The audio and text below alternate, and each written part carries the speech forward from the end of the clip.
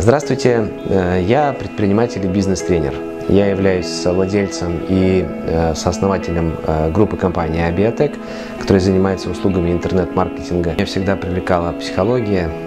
Еще в школе я читал активно Дейла Карнеги и других тогда доступных таких популярных психологов. А вот чуть позже я поступил на факультет прикладной психологии, и еще в университете я получил там психолого-педагогическое образование, то есть фактически уже очень-очень много лет назад был сделан первый шаг в эту сторону. Потом долгое время тренерство было для меня таким своеобразным хобби, которое я делал просто для своего собственного удовольствия, работая с моими знакомыми, с друзьями, которые приглашали меня в свои компании или параллельно занимаясь какой-то работой.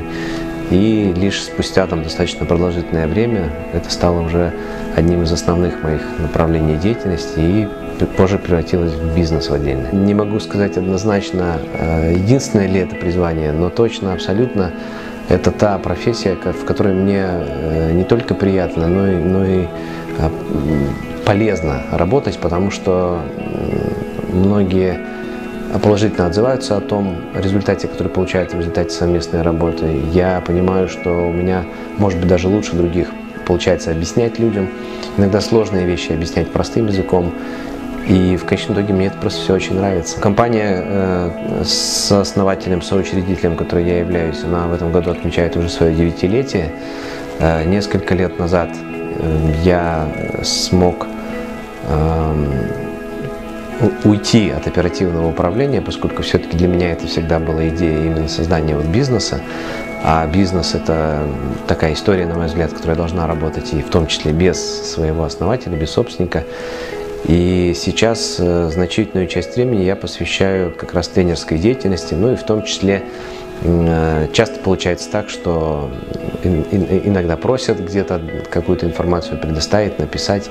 Иногда у меня у самого появляются какие-то идеи, которыми хотелось бы поделиться, и часто они выливаются в статьи, в записи в собственном блоге или в каких-то других форматах. Возможно, сегодняшнее интервью является одним из таких случаев. Социальные технологии – это та как раз область, в которой я занимаюсь, которая мне нравится и в которой я считаю, мне интересно работать и развиваться.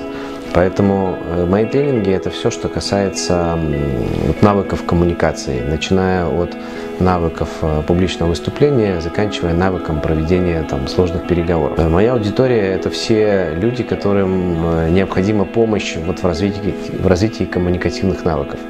То есть в свое время это был в основном линейный персонал компании, и это был один из самых, наверное, хитовых и популярных моих тренингов, тренинг по продажам. Со временем аудитория точнее, наверное, сначала рос я, потом росла и моя аудитория. Сегодня я все больше работаю с средним менеджментом компании или даже с топ-менеджментом компаний. Меняются темы тренингов, все больше я занимаюсь вопросами развития лидерских компетенций. И, соответственно, сегодня большинство это уже руководители компаний, топ-менеджмент компаний, которые тоже нуждаются в помощи в развитии этих компетенций. Основное преимущество, о котором говорят те клиенты, с которыми я работали, это создание целостной системы, в которой компания начинает работать после прохождения такого рода тренингов. То есть вместо хаотичного, зачастую интуитивного использования каких-то собственных ощущений вместо технологий, они приобретают действительно технологию, приобретают систему, и в дальнейшем предсказуемость результата их работы, она значительно возрастает, благодаря тому, что все действия происходят гораздо более осознанно. На мой взгляд, одной из основных ошибок является прохождение тренинга на всякий случай. Когда-нибудь, может быть, оно пригодится.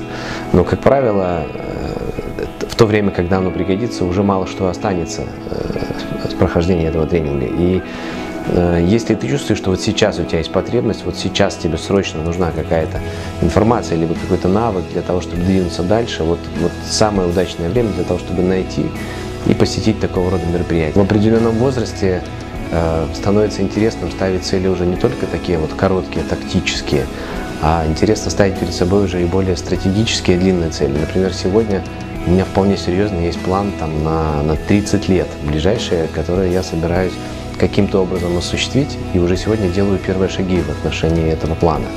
И я отношусь к этому достаточно серьезно, хотя многие не верят или говорят о том, что невозможно планировать на такой долгий срок, или что это совершенно нецелесообразно, что все может много раз поменяться.